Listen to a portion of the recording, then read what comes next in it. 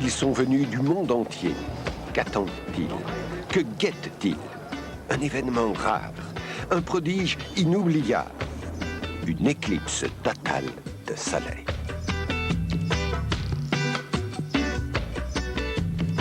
Curaçao, une île sous le vent, une petite Hollande dans la mer des Caraïbes.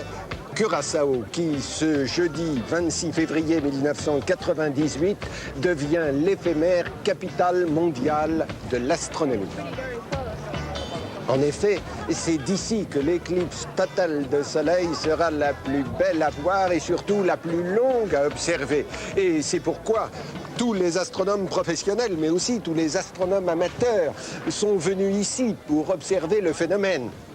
La tension n'est pas encore très vive. Pourquoi? Parce que l'éclipse vient tout juste de commencer, c'est-à-dire que le disque lunaire a commencé à pénétrer dans le disque solaire et il va continuer sa progression pendant plus d'une heure jusqu'à l'occultation totale. Et là, ce sera l'instant magique, l'instant du soleil noir et de sa couronne lumineuse. Donc, nous allons suivre cette éclipse en direct. Et ce sera l'occasion de faire plus ample connaissance avec le Soleil Roi, qui sera l'invité de cette émission. C'est l'astre du jour, mais qui recèle encore une foule d'énigmes. Quel est le secret de cette prodigieuse chaudière? Pourquoi tous les 11 ans le Soleil entre-t-il en crise? Les colères du Soleil sont-elles un danger pour la vie? Ces caprices influencent-ils le climat sur la Terre? Et parviendrons-nous un jour à maîtriser sur Terre l'énergie du Soleil Roi?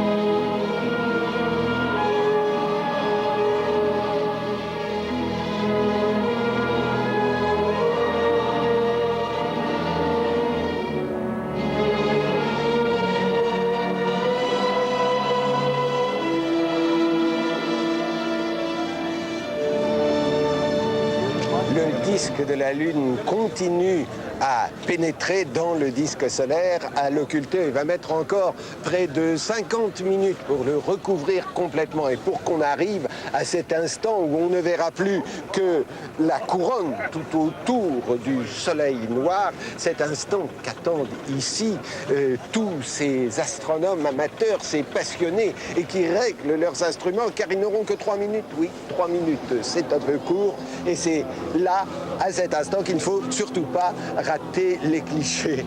Glenn, vous êtes Canadien, bonjour.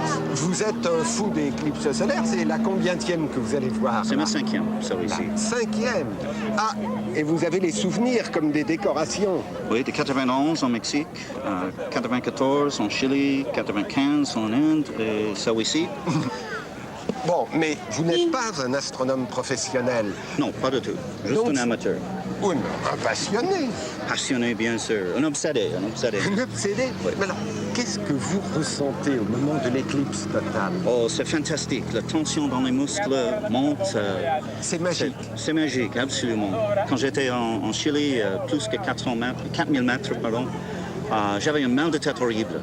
Et Ouais. au instant de deuxième contact, de totalité, le mal de tête est disparu. Il a fallu 1h30 pour revenir. Ah oui, il est quand même revenu. Oh oui, oui. Après la totalité, après tout était fini. Mais ici, il n'y a pas de mal de tête. Ah non, non, j'espère que non. Ce qu'il faut savoir, c'est que l'éclipse totale de soleil, c'est un cadeau du hasard. Pourquoi? Parce qu'il se trouve que, schématiquement, notre satellite naturel, la Lune, est 400 fois plus petit que le Soleil, mais aussi 400 fois plus près de nous. En sorte que, vu de la Terre, le disque de la Lune et le disque du Soleil ont la même taille et lorsqu'ils se superposent, la Lune occulte exactement la surface du Soleil, le disque solaire, et nous permet de découvrir la couronne. Alors vous imaginez, si la Lune avait été plus petite, si elle avait été plus loin, l'éclipse aurait été simplement un point noir qui aurait traversé le disque solaire. Si au contraire la Lune avait été plus grosse ou plus proche, eh bien lors des éclipses, on n'aurait pas vu la couronne. Mais le hasard a bien fait les choses pour nous et attention, Pour avoir ce jeu de cache-cache entre la Terre et la Lune, il fallait encore que la mécanique céleste organise ce rendez-vous. Et voici comment elle a fait. Pour la mécanique céleste, tout est affaire de manège. Dans le ciel, ça tourne, plus ou moins rond, mais régulièrement. Et naturellement, à force de tourner, on finit par se faire de l'ombre. Une éclipse de soleil se produit lorsque la Lune se trouve dans l'alignement du Soleil et de la Terre. Il se forme alors un cône d'ombre qui nous cache la lumière du Soleil. Logiquement, le phénomène devrait se produire à chaque nouvelle Lune. Ce n'est pas le cas, car le plan de rotation de la Lune autour de la Terre est incliné de 5 degrés par rapport au plan de rotation de la Terre autour du Soleil. Les éclipses ne se produisent donc que lorsque les deux orbites de la Terre et de la Lune se recoupent et quand le Soleil, lui aussi, se trouve dans l'axe. Beaucoup de conditions qui expliquent pourquoi une éclipse totale reste un phénomène plutôt rare. Il se forme alors une petite tache d'obscurité qui se déplace rapidement à la surface de la Terre sur quelques milliers de kilomètres. Le 26 février 1998, l'éclipse a pris naissance quelque part dans l'Atlantique et on a pu l'observer à l'est du Panama, au nord du Venezuela et au-dessus de la Guadeloupe. Au cours d'une éclipse, la Lune projette sur la Terre deux types d'ombres, l'ombre et la pénombre. Seul l'observateur situé dans la zone d'ombre assistera à une éclipse totale. Les autres, moins favorisés, ne verront qu'une éclipse partielle. Le Soleil sera en partie occulté, mais il ne fera pas nuit. Sauf si, comme nous et comme eux, ils ont décidé de faire un grand voyage pour assister à l'instant magique. La Lune, vous le voyez, a occulté maintenant la moitié du disque solaire, c'est-à-dire que l'éclipse est à mi-parcours. Alors, attention les yeux, lors des éclipses, il y a toujours des accidents. Il ne suffit pas de porter d'ordinaires lunettes de soleil, il faut des lunettes renforcées pour pouvoir observer ce phénomène. Et c'est important de le savoir pour nous autres Français, puisque la prochaine éclipse complète de soleil sera visible depuis le nord-ouest de la France. Ce sera le 11 août 1999. Donc, une éclipse de soleil comme ça, c'est un événement scientifique de première importance. Pourquoi? Parce que le problème des astronomes, lorsqu'ils observent le soleil, c'est qu'ils reçoivent trop de lumière, ils sont éblouis et ils ne peuvent pas voir toutes les régions autour du soleil. Ils ont dû même construire des écrans qui occultent la face éclatante du soleil qu'on appelle des cornographes. Mais le plus parfait de tous les cornographes, c'est bien sûr la Lune lorsqu'elle vient dans les éclipses occulter comme cela la face du soleil. C'est donc l'occasion d'observation extraordinairement importante et pendant cette éclipse, comme pendant toutes les précédentes, il y a de nombreuses expéditions scientifiques qui vont observer le phénomène. Comme trop de choses sur cette terre, une éclipse c'est merveilleux, mais c'est court. 2-3 minutes souvent, 7 minutes au maximum. Aussi, pour faire durer le spectacle, les astronomes ont recours à des astuces. La plus célèbre date de l'éclipse du 30 juin 1973 au-dessus de l'Afrique. L'idée, c'était tout simplement de poursuivre l'éclipse en Concorde.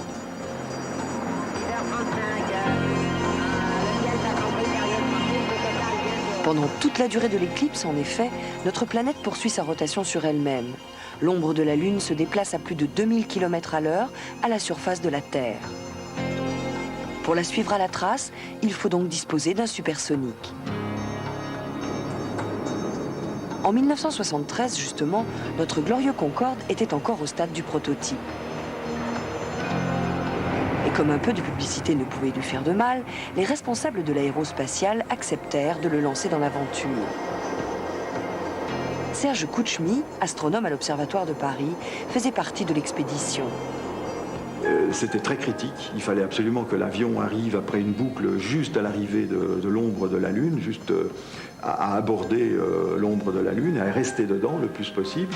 Et le rendez-vous s'est passé avec une précision de l'ordre de la seconde. Le résultat fut à la hauteur des espérances. Pensez, 74 minutes d'éclipse totale, un record.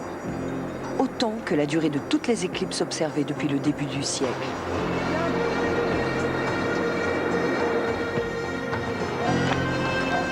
Il y a les chasseurs d'éclipses professionnels et il y a les amateurs. Mais les plus enragés ne sont pas ceux qu'on croit. Nous en avons rencontré un à Curaçao, en voici un autre, Honoré Arioli.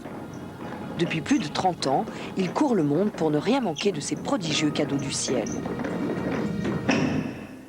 Notre passion avec mon épouse et moi-même, c'est le soleil. Donc ça met des années, hein, ça fait 25 ans ça. 25 ans.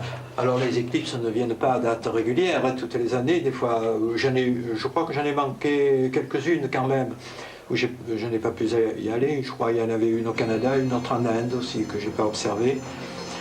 Et voilà, nous avons parcouru presque tous les continents de notre Terre pour aller voir ces fameuses éclipses. Et sinon, j'en suis actuellement 12 éclipses réalisées déjà, et la 13e pour l'année prochaine, et peut-être une 14e en 2001, qui sait.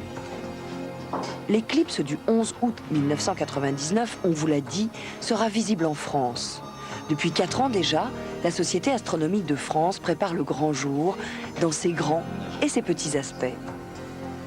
Un bon exemple, c'est la cravate que je porte, où il y a le petit logo de l'éclipse. On a fabriqué aussi des t-shirts, il y en a des noirs, des blancs, il y a des casquettes, il y a des crayons. J'avais tout à l'heure un crayon avec un embout qui ressemble à l'éclipse.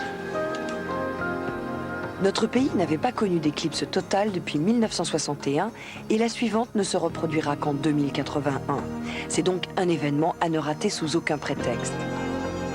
Pour la majeure partie du pays, il s'agira hélas d'une éclipse partielle. À Paris, l'éclipse ne sera pas totale, mais comme on peut le voir sur cette simulation, elle méritera le coup d'œil. Seule une bande large de 110 km bénéficiera de l'éclipse totale. C'est sur cette ligne, appelée ligne de centralité, que l'éclipse durera le plus longtemps, jusqu'à 2 minutes 19.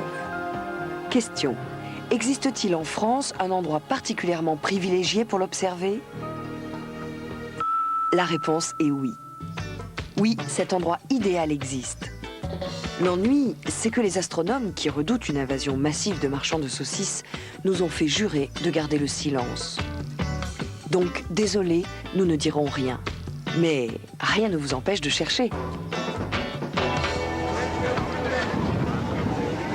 Nous n'avons plus maintenant qu'un croissant de soleil et l'éclipse, nous ne nous contentons pas de la voir, nous la sentons parce que la température a baissé, la lumière a baissé et bien qu'il soit tout juste 2h moins 10, eh bien on se croirait en fin de journée si ce n'est que le soleil n'est pas bas sur l'horizon, qu'il est toujours pratiquement au zénith. Donc, dans un quart d'heure, nous allons voir apparaître la partie extérieure du Soleil, c'est-à-dire la couronne. Alors, en attendant, je vous propose de faire un voyage à l'intérieur même du Soleil, dans cette chaudière thermonucléaire. Or, vu à 150 millions de kilomètres, ça paraît très rassurant, mais quand on est dedans, quel enfer! Comparé à la Terre, le Soleil est un astre gigantesque. 12 000 km de diamètre pour la Terre contre 1 400 000 km pour le Soleil. Dans le cosmos, pourtant, on commence à le savoir, tout est relatif. Dans notre seule galaxie, les astronomes ont observé des soleils monstres, 10, 100, 1000 fois plus gros que le nôtre. Imaginez une aube avec un soleil 1000 fois plus gros. Inutile de dire qu'au champ du Coq, vos atomes en profiteraient pour réclamer leur indépendance. En d'autres termes, vous seriez instantanément vaporisés. Même modeste, notre Soleil n'en reste pas moins une très impressionnante machine. Pourtant, rien de solide là-dedans. Du gaz, rien que du gaz. 2 milliards de tonnes de gaz, principalement de l'hydrogène, l'élément le plus abondant de l'univers. Plongeons dans la fournaise. Au centre de la chaudière, pas de doute, c'est l'enfer. 15 millions de degrés. Qui dit chaudière dit combustible. Celui du Soleil, c'est encore et toujours l'hydrogène. Écrasé, compressé au cœur de l'astre par la force de gravité, l'hydrogène brûle en se transformant en hélium. Comme dans la bombe H, mais pour nous donner la lumière du jour. Chaque seconde, 700 millions de tonnes d'hydrogène fusionnent ainsi en 695 millions de tonnes d'hélium. Les 5 millions manquants sont transformés en énergie pure, selon la recette du bon docteur Einstein, E égale mc au carré. Cette énergie libérée par la fusion thermonucléaire progresse lentement du centre vers la surface de l'astre, où elle forme des bulles de gaz, comme dans une marmite qui bout. On dénombre 4 millions de ces bulles gigantesques, produites d'une infernale tambouille. Parfois, des tourbillons se forment, monstrueuses tornades de gaz brûlant, plusieurs fois grosses comme la Terre. Les vents y soufflent à 500 000 km à l'heure, quand nos pauvres tornades sont 1000 fois moins puissantes. Au-delà s'étend la couronne solaire, c'est-à-dire l'atmosphère du Soleil. C'est la couronne, avec ses mystères, que les astronomes vont pouvoir étudier au cours d'une éclipse totale. Et justement, à Curaçao, nous y sommes. Et voici l'instant magique, nous pouvons regarder le soleil à l'œil nu et nous allons découvrir ce qu'il nous cache. D'habitude, voilà la couronne qui apparaît, les étoiles qui apparaissent. Et vous la voyez, cette couronne solaire, elle est très différente de l'atmosphère de la Terre. Ce n'est pas des gaz qui entourent l'astre, non, c'est le souffle du soleil. Imaginez-vous que cette couronne est à plus de 1 million de degrés. Or, on sait que la surface du Soleil, la surface lumineuse, est seulement à 6000 degrés. Il y a donc un échauffement absolument prodigieux de la matière. On a certaines explications, mais cet échauffement reste pour l'essentiel une énigme.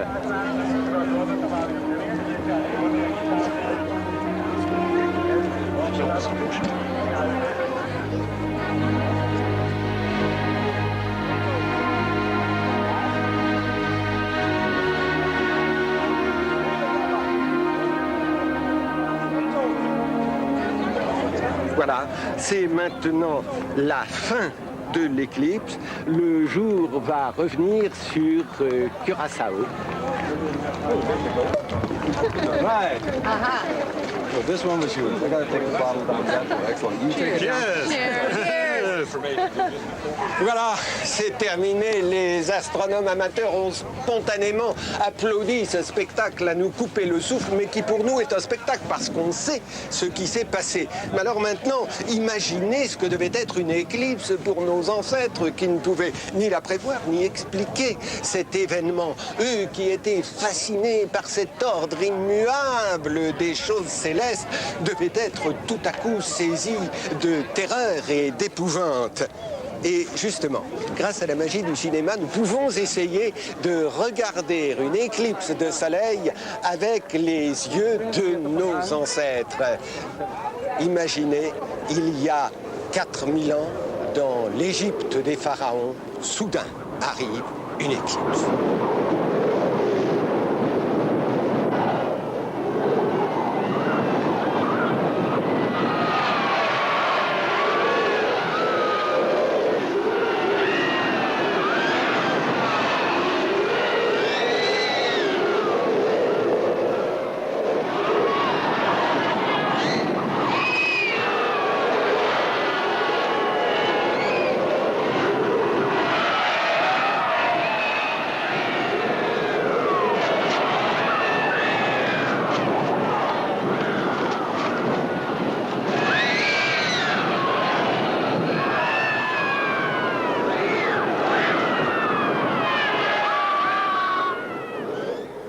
On n'est pas tout à fait sûr que ça soit bien passé comme cela dans l'Égypte des pharaons.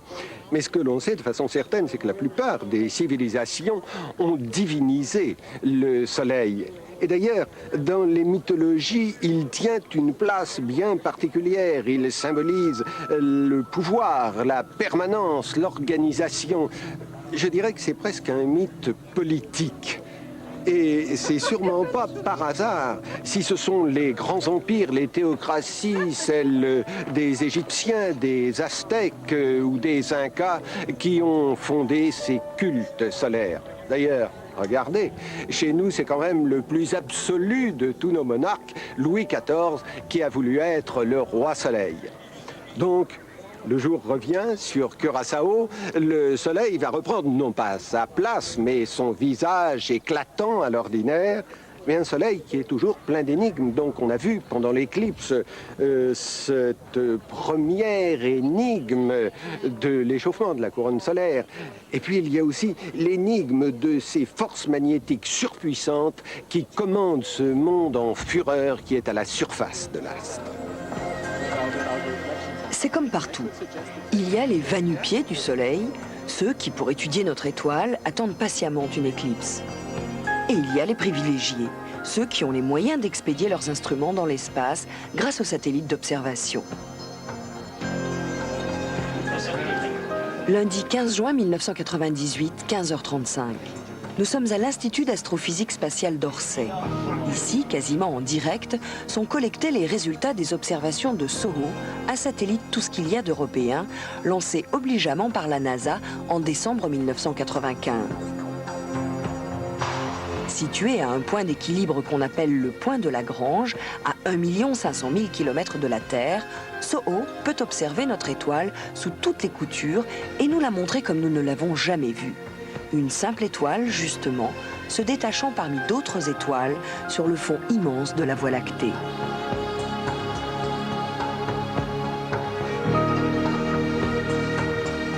Voici une autre image étonnante, une comète qui plonge dans le Soleil. Ici, c'est une éruption de milliards de tonnes de gaz. Ces gigantesques panaches peuvent s'étendre sur des milliers, voire des millions de kilomètres. Parmi ces nombreuses missions, SOHO doit nous permettre d'en savoir un peu plus sur le champ magnétique du Soleil. Car notre étoile, comme la Terre, a toute l'allure d'un énorme aimant. Pour la Terre, c'est assez simple. Un pôle nord, un pôle sud et des lignes de champ qui ont à peu près cette allure. Le Soleil, c'est plus coton. Comme c'est une boule de gaz, toutes les régions de l'astre ne tournent pas à la même vitesse. Cette circulation des gaz produit un effet dynamo qui engendre un champ magnétique ayant à peu près l'allure d'une pelote de laine quand votre chat s'est emmêlé les pattes dedans. Le résultat, on l'observe sur ce magnétogramme du Soleil.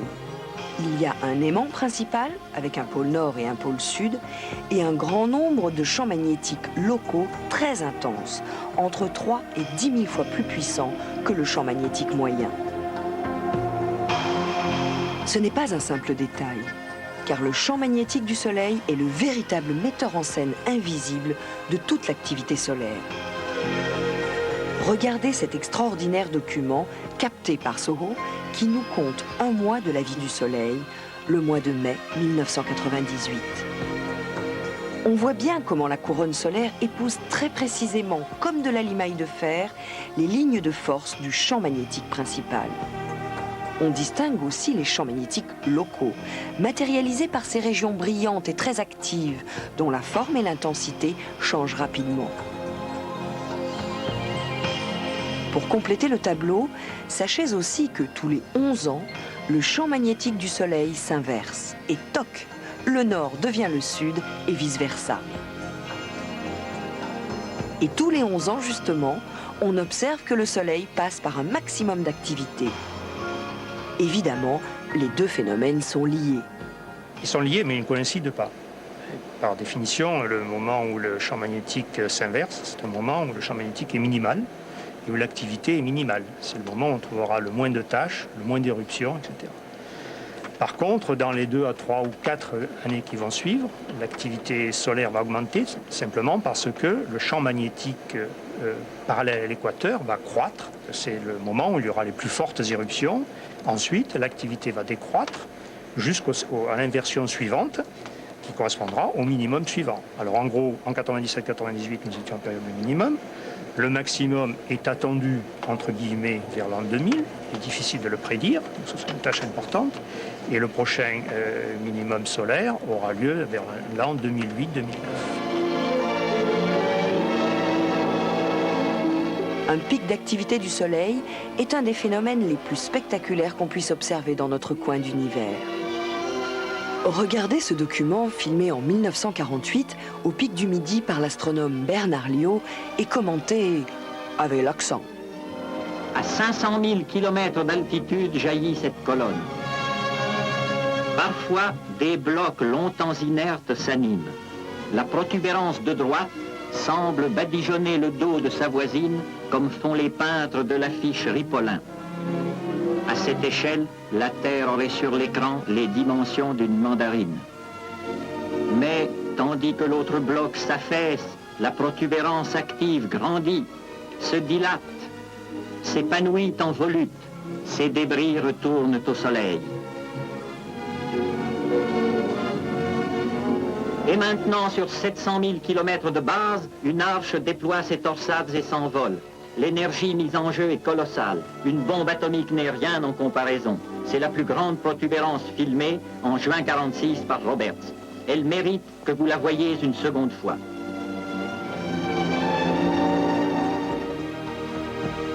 Lors des pics d'activité, on observe une multiplication des fameuses taches solaires.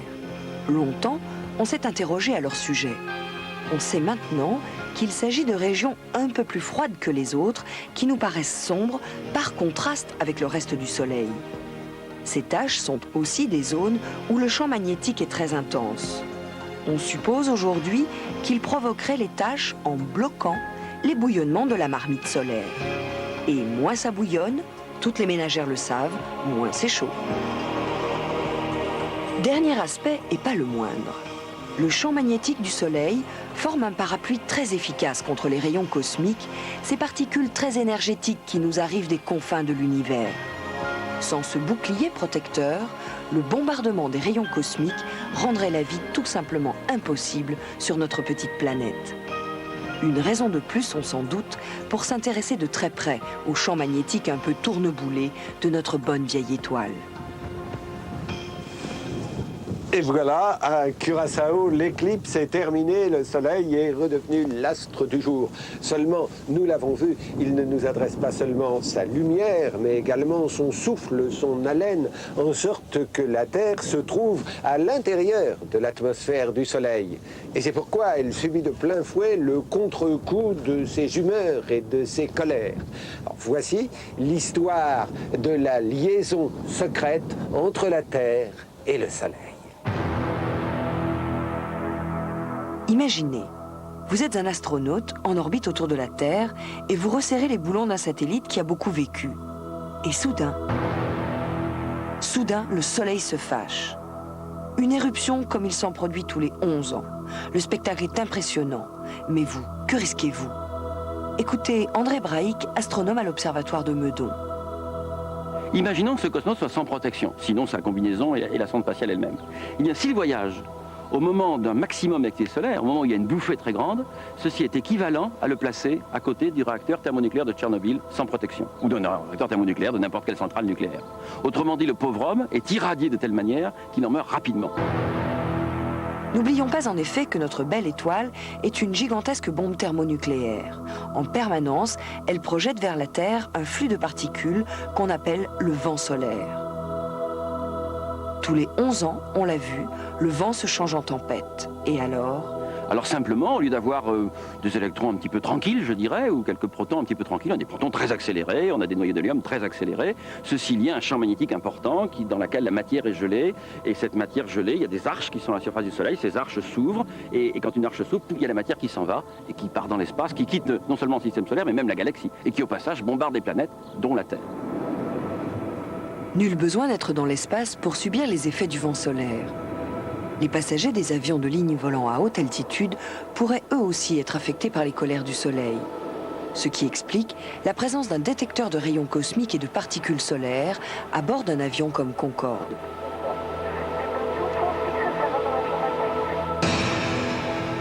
Par chance, le bouclier magnétique de notre planète nous protège efficacement contre les coups de boutoir du Soleil. Mais cette protection n'est pas totale.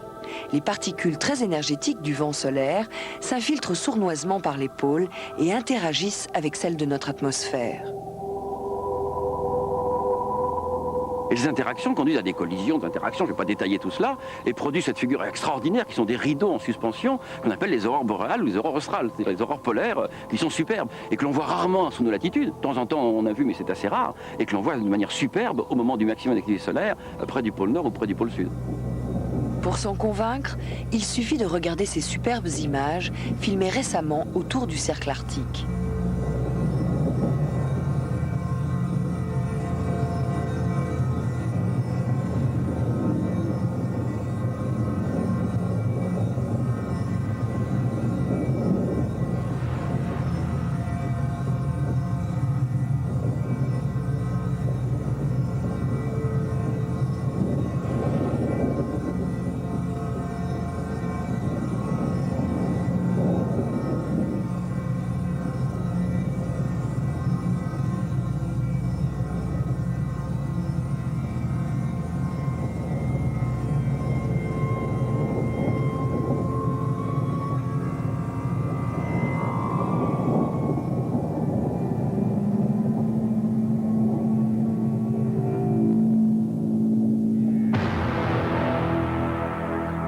Même à terre, le vent solaire peut provoquer des dégâts. Un afflux de particules solaires peut perturber les lignes électriques haute tension et faire sauter les transformateurs. C'est ainsi que la grande panne qui plongea New York dans l'obscurité en août 1972 s'est produite lors d'une période de forte activité solaire.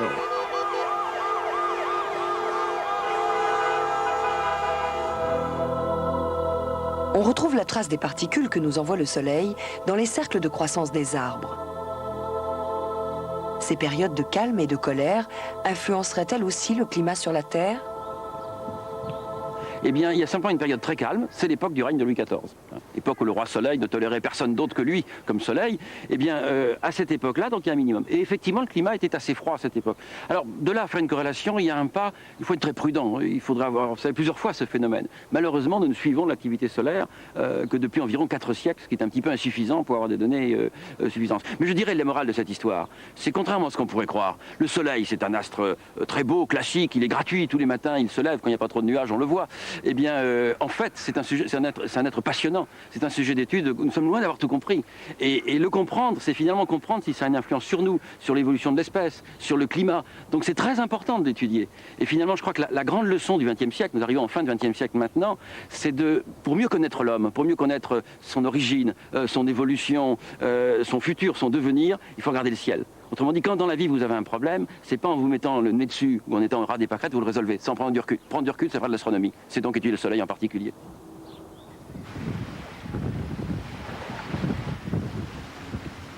Le Soleil est donc une chaudière thermonucléaire. Une chaudière, ça fait de la fumée, et une chaudière thermonucléaire, ça fait une fumée particulière qu'on appelle des neutrinos. D'où l'idée des astronomes d'essayer d'observer ici, sur Terre, des traces de cette fumée de neutrinos. Seulement voilà, ils n'en ont jamais trouvé que le tiers à peine de ce qu'ils attendaient. Alors que se passe-t-il? Est-ce au niveau de la chaudière des neutrinos ou de nos appareils que se trouve la clé de l'énigme? Pour y voir clair dans ces histoires de chaudière et de fumée, on pourrait imaginer un conte pour enfants. Dans un beau paysage ensoleillé, il y a une maison au sommet d'une montagne. Arrive une petite fille avec une boîte à malice. Elle veut savoir comment échauffer la maison. Comme elle a oublié d'être bête, elle sait que si sa petite boîte révèle la présence de soufre dans la fumée, ce sera la preuve que la maison est chauffée au charbon. Bingo, c'était bien ça. Arrive un savant, genre barbu, qui sait tout, avec une boîte encore plus malicieuse. La petite fille lui dit « Toi, le gros malin, dis-moi comment le soleil chauffe la terre ?» fusion thermonucléaire. La preuve, c'est que le Soleil émet des petites particules qu'on appelle des neutrinos. Je peux les recueillir dans ma boîte à malice. Je sais même exactement combien je dois en recueillir. Et combien tu en trouves? Le savant paraît troublé et il gronde. Qui a cassé ma boîte? Réponse, personne. La boîte fonctionne, mais tous les invités ne sont pas au rendez-vous. Reprenons. La chaudière solaire produit à chaque seconde des milliards et des milliards de ces particules qu'on appelle des neutrinos. Elles sont invisibles et traversent tout.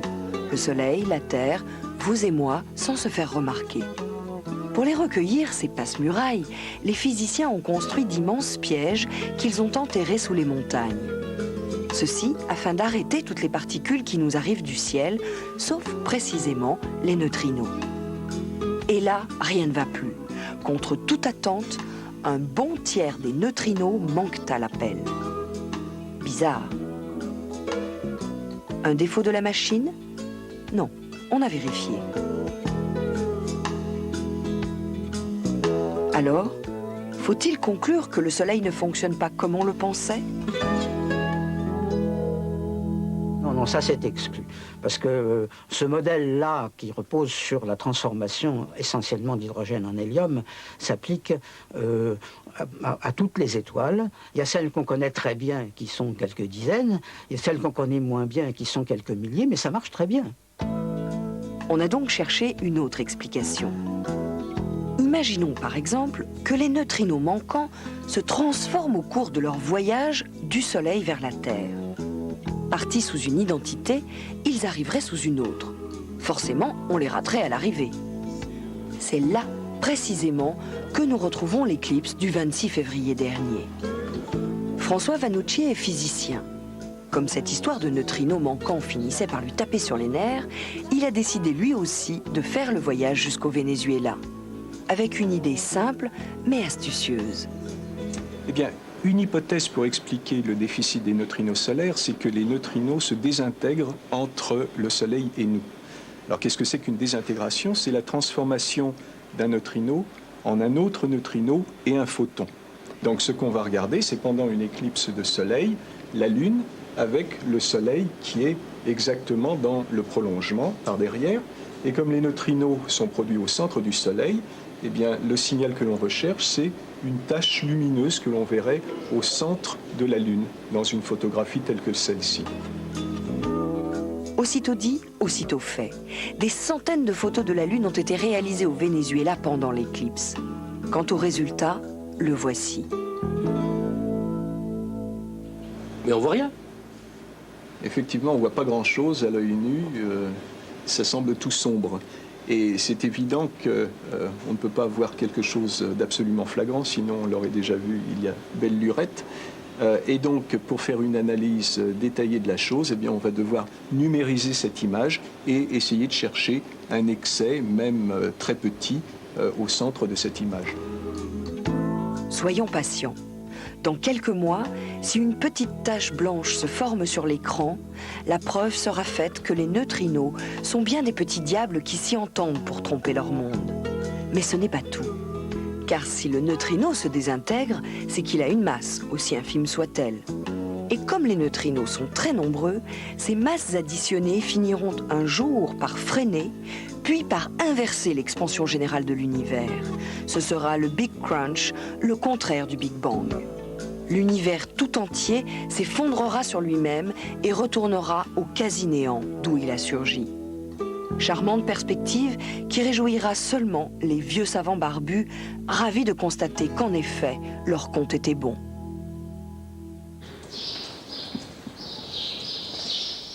L'homme n'a pas vraiment besoin pour vivre de la lumière. En revanche, elle est complètement indispensable pour les végétaux, parce qu'une plante comme cela est une sorte de machine à capter l'énergie solaire, puis grâce à la photosynthèse, à la stocker dans cette matière végétale qui effectivement est très riche en énergie. Et jusqu'à la découverte de l'énergie nucléaire, l'humanité n'a pratiquement utilisé que cette source d'énergie biologique, mais d'origine solaire. c'est évident pour le bois, mais c'est vrai également pour le pétrole, pour le charbon, qui se sont constitués à partir d'organismes vivants. Seulement, ce stock d'énergie fossile est limité, alors ne pourrions-nous pour l'avenir puiser directement notre énergie dans le flux d'énergie solaire qui en permanence arrive sur Terre?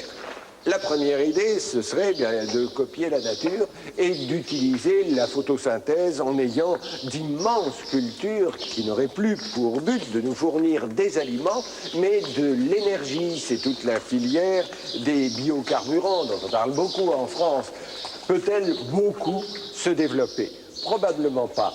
D'abord parce qu'il faut savoir que la photosynthèse a un rendement très faible et donc il faudrait d'immenses cultures très intensives et on imagine toutes les conséquences, ne serait-ce que sur le plan écologique avec les engrais, les nappes phréatiques, etc. Alors il y a une deuxième voie, c'est plus la biologie, c'est la physique. Et pourquoi? Parce que lorsque des grains de lumière frappent, certains cristaux, ils mettent en mouvement des électrons. Autrement dit, sur ces cristaux, vous envoyez de la lumière et vous recueillez du courant électrique. Et sur ce principe, depuis un certain nombre d'années, on fabrique donc des photopiles. Alors, nous avons ici le panneau classique de photopile, et puis on a branché dessus, vous le voyez, cette ampoule. Elle n'est pas allumée parce qu'il n'y a pas de courant produit, parce qu'il n'y a pas de lumière qui tombe suffisamment sur le panneau. Et si maintenant j'envoie une source lumineuse forte, eh bien, l'électricité est produite et le courant fait effectivement briller l'ampoule. Bien, donc expérience classique, cela fait plus de 30 ans qu'on utilise les photopiles à des usages divers, mais est-ce que, dans l'avenir, on pourra véritablement, par ce procédé ou d'autres, avoir, je dirais, une quantité significative d'énergie solaire? Nous sommes en 1974 et René Dumont, le premier candidat écologiste à une élection présidentielle en France, ne mâche pas ses mots. Nous cherchons un nouveau type de civilisation. Nous estimons les centrales nucléaires comme un danger dont on ne peut pas mesurer toute l'importance, mais qui est, à notre avis, effroyable. En pleine crise pétrolière, les écologistes proposent, eux, des énergies renouvelables. Et surtout, le soleil. C'est l'époque où sont expérimentés les premiers panneaux solaires. Le soleil devient cette source d'énergie miracle qui pourrait nous fournir gracieusement l'eau chaude, le chauffage pour l'hiver et autres commodités. Reconnaissons que le potentiel énergétique de notre étoile est fabuleux. Quand il est exposé au soleil, le bord extérieur de l'atmosphère terrestre reçoit environ 1300 watts par mètre carré. Compte tenu des pertes dues à la traversée de l'atmosphère, il arrive quand même au sol plus de 1000 watts par mètre carré. Mais cette manne, apparemment inépuisable, est inconstante et difficile à capter. Les panneaux photovoltaïques ont un rendement d'environ 15%. C'est-à-dire que sur les 1000 watts qui arrivent au sol, un mètre carré de panneau ne délivre que 150 watts d'électricité. Et le moindre nuage divise l'intensité reçue par 50, ce qui grève encore le rendement. Résultat, la fin de la crise pétrolière sonna le déclin du solaire. Les États-Unis abandonnèrent de nombreux projets, dont une centrale solaire de 10 MW qui aurait pu alimenter une petite ville. Thémis, la centrale solaire française, fut inaugurée en 1979 et reconvertie quelques années plus tard en four solaire. La France, elle aussi, avait choisi le nucléaire au détriment du solaire. Il n'y a pas eu, je pense, d'action du lobby nucléaire contre le solaire. Par contre, les budgets publics pour la recherche et développement ont été quasi entièrement absorbés par le nucléaire. Les chiffres aujourd'hui, c'est 90% des budgets publics pour le nucléaire, 1% pour les énergies renouvelables. Mais toutes les recherches n'ont pas été abandonnées. Depuis quelques années, le rendement des panneaux photovoltaïques augmente régulièrement et leur coût a baissé de moitié en 4 ans. Allez, Pour le prouver, les partisans du solaire organisent tous les 3 ans une course de voitures exclusivement solaire qui traverse l'Australie du nord au sud. Ces bolides atteignent 140 km/h en vitesse de pointe et parcourent les 3000 km du trajet en 5 jours seulement.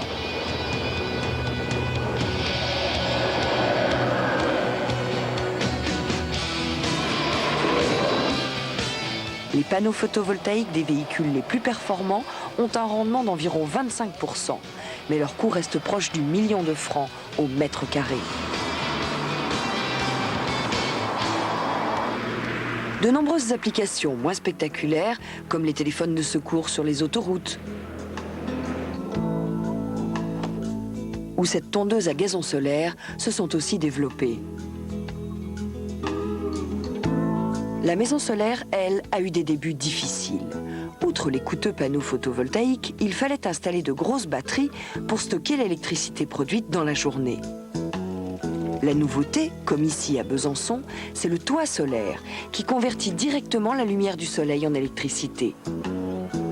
Lorsque cette électricité qui est donc fournie par les panneaux photovoltaïques est supérieure à notre consommation, elle est fournie au réseau, c'est-à-dire qu'elle est rachetée par EDF, et c'est par exemple mon voisin qui en profite, ou le voisin de mon voisin, ou ainsi de suite.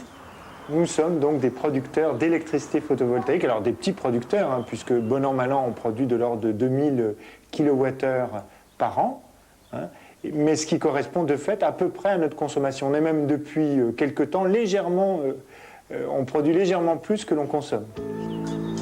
D'accord. Mais comment EDF fait-elle la différence entre production et consommation?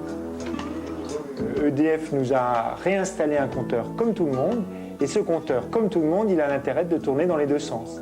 Tout le monde a un compteur qui tourne dans les deux sens, potentiellement. Si tout le monde avait des panneaux solaires, tout le monde aurait un compteur qui tourne dans les deux sens, parce que le compteur est tel que lorsqu'on consomme, il tourne dans un sens, mais si on redonne de l'électricité, il tourne dans l'autre sens. Et là, c'est exactement ce qui se passe. Les 600 toits solaires français connectés au réseau produisent une électricité qui reste 3 à 4 fois plus chère que celle fournie par EDF. Ces réalisations sont donc encore au stade du laboratoire. C'est plus que ça, c'est aussi une stimulation du marché, c'est aussi une façon de faire progresser une technique qui de toute façon à l'avenir s'imposera. Quand le soleil se couche, les panneaux solaires terrestres deviennent inutiles. En revanche, les panneaux installés sur les satellites en orbite fonctionnent 24 heures sur 24. Alors, pourquoi ne pas installer une centrale solaire dans l'espace? C'est ce que proposait un chercheur de la NASA il y a une vingtaine d'années. L'électricité ainsi produite aurait été renvoyée au sol sous forme de micro-ondes. Hélas, pour qu'un tel système fonctionne, l'antenne devrait mesurer plus d'1 kilomètre. Autre possibilité, un réflecteur solaire en orbite autour de la Terre pourrait éclairer un champ de panneaux qui serait fonctionnel jour et nuit. Science-fiction? Pas vraiment. En février 1993, les Russes ont illuminé plusieurs kilomètres carrés de Sibérie, alors plongée dans la nuit, grâce à cette voile de 20 mètres de diamètre seulement. Constatons malgré tout que l'énergie du Soleil reste difficile à utiliser. À moins qu'un jour, nous ne parvenions à réaliser ce vieux rêve, la fusion thermonucléaire contrôlée, c'est-à-dire la maîtrise sur la Terre de la même énergie que celle du Soleil. Ce serait le moyen pour l'humanité de disposer d'une source d'énergie quasiment illimitée. Mais si les premiers essais sont encourageants, les plus optimistes des chercheurs n'espèrent rien de concret avant le milieu du XXIe siècle. Sachons attendre donc, car la chandelle qu'on nous promet en vaut le jeu, même s'il est un peu long.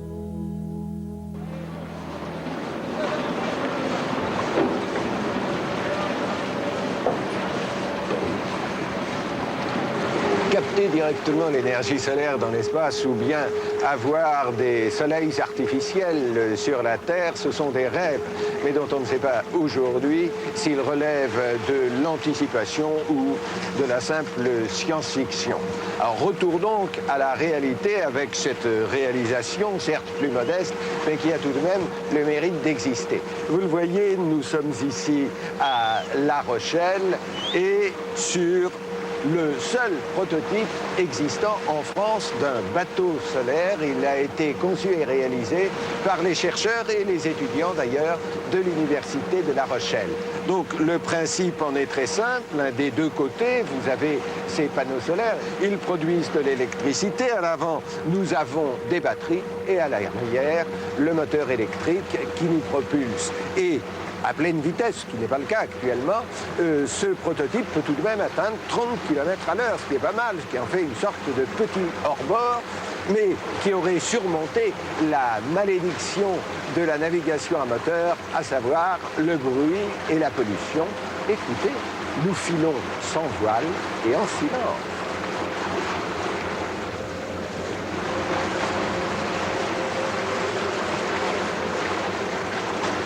Pour les marins, il n'est de vraie navigation que la navigation à voile, poussée par le vent. Et n'oublions pas, c'est d'ailleurs tout de même l'énergie solaire qui met l'air en mouvement pour faire avancer les bateaux. Seulement l'astronaute qui part dans l'espace, il ne peut avoir que la navigation à moteur.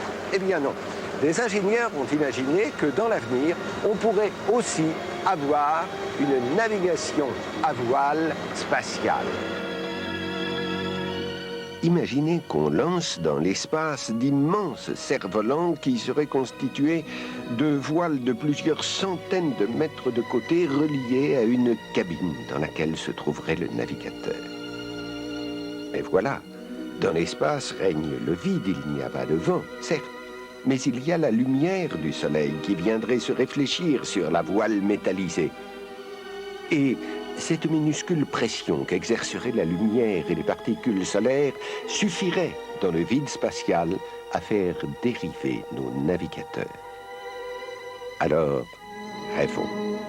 Rêvons, pour un avenir encore lointain, bien sûr, de régates spatiales entre la Terre et la Lune, avec de grands cerfs-volants célestes glissant sur les rayons de notre soleil roi, silencieux, lumineux, dans l'immensité noire du ciel.